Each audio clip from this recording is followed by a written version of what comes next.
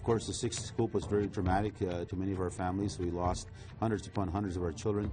Tonight, a leader in the Metis Nation pushes the Crown-Indigenous Relations Minister to be included in the proposed Sixties Scoop settlement. I don't see any Indigenous people that are in the jury, and it seems unfair. Arguments at the trial of Gerald Stanley have concluded. We'll bring you up to date as the jury deliberates the verdict. Those racist viewpoints have no place in Canadian politics. And another member of Parliament joins the petition to remove Senator Lynn Beyak. Good evening, I'm Dennis Ward. We begin in Battleford, Saskatchewan, where the prosecution and defense have finished presenting their arguments in the Gerald Stanley second-degree murder trial. Stanley, a 56-year-old farmer, is accused of killing 22-year-old Colton Boushie, who was from the Red Pheasant First Nation. APTN's Chris Stewart brings us up to date. Before the trial of Gerald Stanley began, there was controversy. No visible Indigenous people were selected to the jury. The FSIN has called for a jury selection procedure review. Colton Boushie's family was disappointed that there would be no Indigenous representation on the jury. Well, I wasn't there to attend the jury selection, no, but now I see the jury and so far I'm not too happy with that. I don't see any Indigenous people that are in the jury, and seems unfair. The trial began with the prosecution calling RCMP, who investigated the death, to take the stand. Then Sheldon Stanley, Gerald Stanley's son, testified. He says he heard a vehicle come onto the property and heard an ATV being started.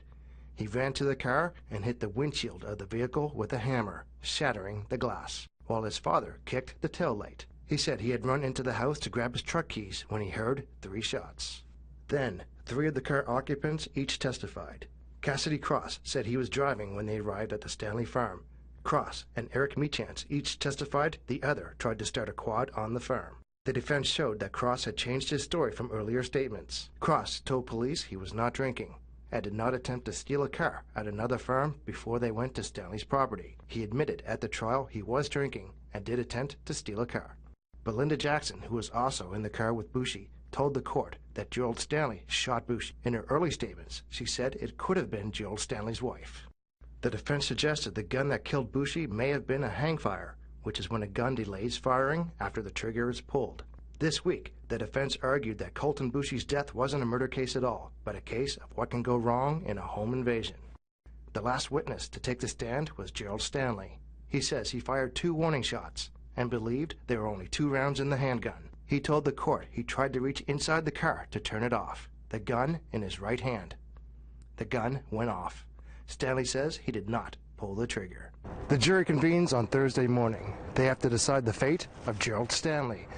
They have to decide if the prosecution has proved beyond a reasonable doubt that Stanley is guilty of second-degree murder. Chris Stewart, APTN National News, Battleford, Saskatchewan. To Treaty 1 now, where it's day 7 for the trial of the man accused of killing 15-year-old Tina Fontaine. 55-year-old Raymond Cormier has pleaded not guilty to second-degree murder. Fontaine's body was pulled from a Winnipeg River in August 2014. Today, the jury heard testimony from several people who last saw Fontaine before she went missing. Brittany Hobson brings us more. Court heard from Tina Fontaine's boyfriend, Cody Mason. Mason told jurors he met Fontaine the summer of 2014. She told him she was looking for a place to stay. They met a man who told them his name was Sebastian later that summer. Court has heard Sebastian is one of Cormier's aliases. Mason said Sebastian brought the teens to various homes over the course of days. Mason also said Sebastian supplied them with prescription pills. He said Sebastian took Tina and him to a tent he was living in. Court heard last week that tent was in the backyard of a home nearly 9 blocks from where Fontaine's body was pulled from the Red River.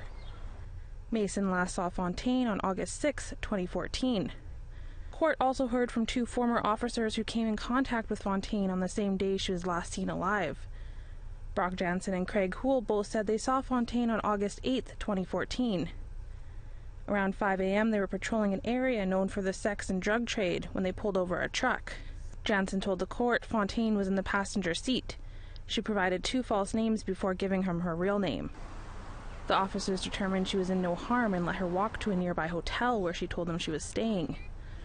Both officers were later suspended for their actions and eventually left the police force. Court has heard Fontaine was a sexually exploited youth at the time of her death. Court will resume Wednesday morning. Brittany Hobson, APTN National News, Winnipeg. With more on what's happening this week at the Raymond Cormier murder trial in Winnipeg, here's CTV's Josh Crabb.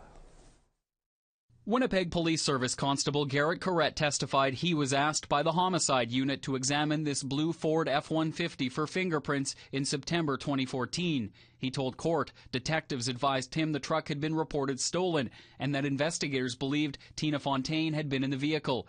Corrett testified, "We could clearly see that the truck had been wiped down." Corrett testified 3 sets of fingerprint impressions were found, but none that matched Tina Fontaine or Raymond Cormier. Under cross-examination, he told court he doesn't know who, if anyone, would have wiped it down between the time the truck was reported stolen August 6th and when it was examined 43 days after. Corrett also showed court the duvet cover found wrapped around Fontaine's body and was shown 2 holes on the outside of the cover. Corrett testified he doesn't know how or when the holes were made. Court also heard testimony Fontaine had been staying at a temporary emergency shelter for youth on Flora Avenue starting on July 23rd of 2014. Carol Travers, who worked there, testified that Fontaine missed her curfew and was reported missing July 27th. She returned the next day. Travers testified staff filed a second missing persons report on July 30th. And that Fontaine's bed was given away and her belongings packed up on August 1st. Josh Crabb, CTV News, Winnipeg. There are some advantages to living in a small town. Access to elected officials is usually one. But one Nunavut social activist found out in Iqaluit, when the politicians are off duty, they are really off duty. Our Kent Driscoll explains. Aluki, can we go to the shack? I want to show you the shacks. The woman in red fleeing the scene, that's NTI President Aluki Kutarek. You may also know the guy asking the questions, Kamariak Inuktakau. He's a local activist trying to draw attention to Inuit unemployment and the homeless people in Iqaluit. Last week, he saw the NTI president leaving a local store, grabbed his phone, and asked her about people living in the shacks by Iqaluit's waterfront. She just kept walking away when I just asked her to go to the shacks with me. And it could have been a 20-second drive where we were. Minutes later, Nunavut Premier Paul Kwasa left the same store. He got the same question. But how about the racism that's happening in Nunavut? What are we going to do about that? I don't know about racism, but... And what he says next is pretty surprising. He said, what racism? So it seems like he doesn't want to really talk about the real issues that's going on up here yet. Iqaluit shacks have been a major issue for years. In fact, during the federal election, Justin Trudeau said he would have Indigenous and Northern Affairs staff take a look at the shacks. So when Indigenous and Northern Affairs Minister Carolyn Bennett showed up in Iqaluit on January 15th, we asked her when the visit was going to happen. Well, I would be happy to go and see them. A month later, when Inuktakau asked Nunavut politicians the same thing, they ran away. He says he just wants them to follow the Nunavut land claim. Start keeping their promises. Fix Article 23, 24, and 35. Inuits are supposed to find a job in their own land and afford to live on their own land. APTN National News contacted both NTI and the Premier's office to find out why the questions were being ignored. We were ignored too. Neither responded to our requests. And activists like Inuktakau are left wondering, just what does it take to be heard by your own officials in Nunavut? Kent Driscoll, APTN National News, Iqaluit. Canada's official spending watchdog addressed the Standing Senate Committee on Aboriginal Peoples in Ottawa today. The committee is currently studying the new relationship between Canada, First Nations, Inuit and Métis peoples. When asked how the new Department of Indigenous Services could improve the services to Indigenous peoples, Auditor General Michael Ferguson recommended keeping good data to track results. Is the program actually improving the lives of the people that are receiving these services? And, how do you know whether you are actually moving the bar, given, when you start with twice the rate of dental disease or some of those other types of measures, then how do you know that you're actually moving the bar and making things better off for the populations that you are serving? City of Calgary and Tsuu T'ina Nation held a signing ceremony today. Calgary 911 will now serve Nation members. Tsuu T'ina is a neighboring community to Calgary. The city began delivering services to the nation in early January. So far, 32 emergency calls have been answered. Chief Lee Crowchild says it isn't just about securing services. It's part of how the city is working with Indigenous communities in the spirit of reconciliation. Our relationship with the City of Calgary has been a long and sometimes very trying relationship. But we as Tsuu T'ina have pulled forward, and we continue to move forward because it's important to the future generations. Métis leaders are preparing to make their case to be included in the proposed $800 million Sixties Scoop settlement. We'll speak with Manitoba Métis Federation President David Chartrand after the break.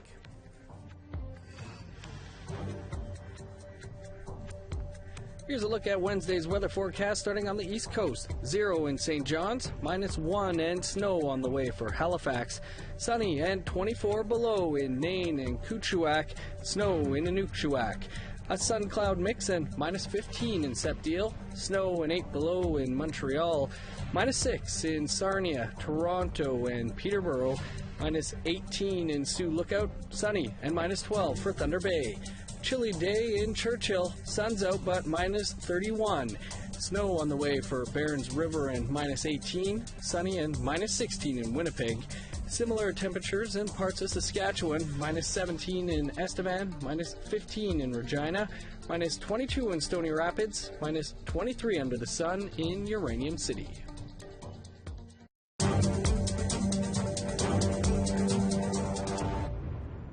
Welcome back. The Métis have secured a meeting with the Minister of Crown-Indigenous Relations after being excluded from the Sixties Scoop compensation proposal. Manitoba Métis Federation President David Chartrand will be sitting down with Carolyn Bennett in the coming weeks. President Chartrand joins us now. President Chartrand, appreciate you taking the time to be with us here. We understand the Liberals are trying to rectify the impacts of the 60 Scoop on the Métis and have written to you about this. What can you tell us about that and an upcoming meeting with Minister Bennett? Well, Dennis, let me start off by saying I'm very pleased that the government is taking the approach they are. They are very clear they want to deal with an unsettled matter, clearly that still resonates strong in the hearts of many of our citizens in the prairies. Of course, the 60 Scoop was very dramatic to many of our families. We lost hundreds upon hundreds of our children. And actually, I always use if you go back and throw out my comments the last over 20 years, I've been arguing this file and arguing that our children were sold to the United States and passed on outside the country, so there was no cost left for Canada or the provinces. So, but unfortunately, there was a lot of damage and heartbreak that occurred. We ourselves commenced our own search. We actually called it Lost Mogson program. And back in the 80s, we started doing fundraising. Nobody assisted us, of course, and nobody was helping us search for these children. But we began to find them, of course, as now adults in the United States. And we were able to reconnect them with their kin back here in Manitoba. And I'm telling you, Dennis, I sat in some of these gatherings and some of these reunifications that were happening. We did a lot of bake sales, bingos, you name it, and to raise money to bring them home. And there was a lot of tears shed, a lot of heartbreak, some anger, strong anger sometimes from those children now became adults who were told when they were living in the United States that either their parents were dead or their parents didn't want them and they were cast away. That's why they were living with a new family. And so they always had this hardship. Why would my family want me? Or the hardship of thinking that their parents were dead and they had no kin. And I sat there and cried along with some of them, along with some of my own cabinet. And so we were able to at least, I think, bring over 30 of them home ourselves or more. I'd have to get that exact number from my department. But we did it on our own. And And some of them actually, but Dennis, the sad part is that when you look at the full story, even with if you did some kind of analysis, with the ones we brought home, the percentage of it was a good family, some good memories were very small. They're more or less felt that they were like slaves for a lot of these farmers out there that actually adopted them and took them. Actually, we even had one that was shipped in with just a pair of shorts and landed in Toronto because I guess at the age of 18, they got to reapply for their citizenship, and a lot of the adoptees that took these, or adopters that took the adoptees, or Métis kids, didn't reapply at 18, and one was charged with some kind of offense, and then find out he's then an alien, considered an alien in the United States, and they shipped him out and landed him in Toronto. And we were fortunate a month before that we had a contact with him. He was searching all over in the west, in the prairies, and he found his home here in Manitoba, and actually he comes from a small Métis community not far from Duck Bay. So you look at it from that side, it was quite interesting, but thank God we found him before that, or else he would have been sitting in Toronto with a pair of shorts and a t-shirt, because he comes from the far southern part of the United States. And where he would have turned to, who he went to, and he didn't know no family. So we were fortunate to already connect him a month prior to the United States deporting him here with no warning, nothing. Slapped him on a plane and shipped him out.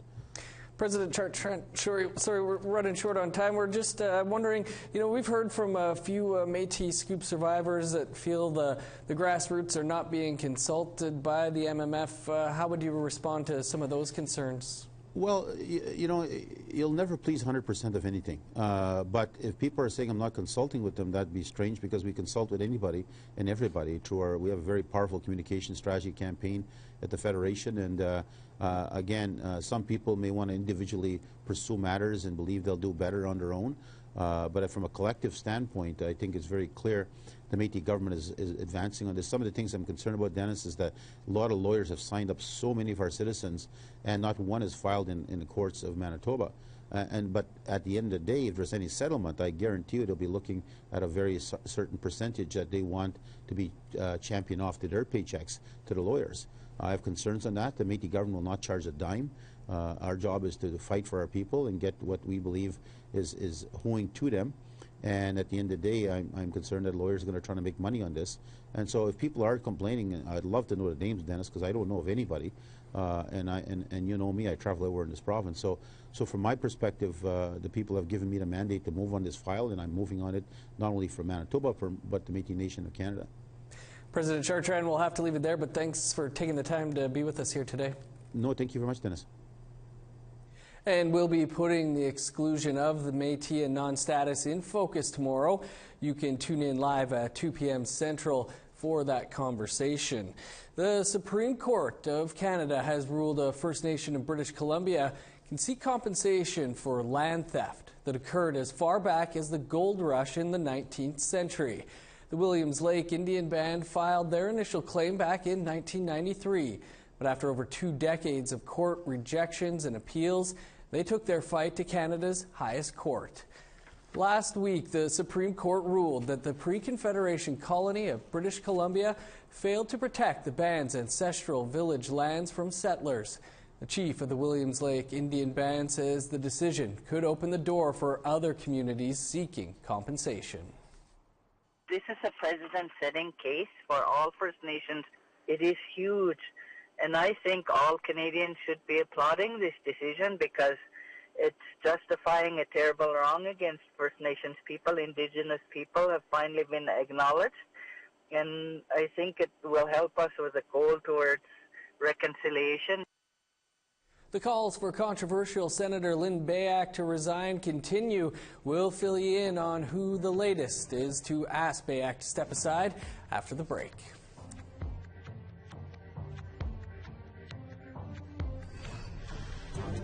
Here's the rest of Wednesday's weather forecast. Picking back up in northern Alberta. Sun's out in Fort McMurray and -20. Snow across much of the southern part of the province. -14 with flurries in Red Deer and Calgary. Rain is the story on the west coast. +8 in Campbell River and Port Hardy. Snow and -7 in Prince George. -5 in Smithers. Those frigid temperatures return in Yucca on a sunny day and minus 38 in Dawson City. Over to NWT, sunny and minus 22 in Wrigley, Yellowknife, Ray Lakes, and Norman Wells. Will also be minus 22 in Sax Harbor and Tuktoyaktuk on Wednesday. Over to Nunavut, where it will be frosty. Minus 40 in Chesterfield, 1 degree warmer in Baker Lake and Whale Cove. Joe Haven is the cold spot at minus 42.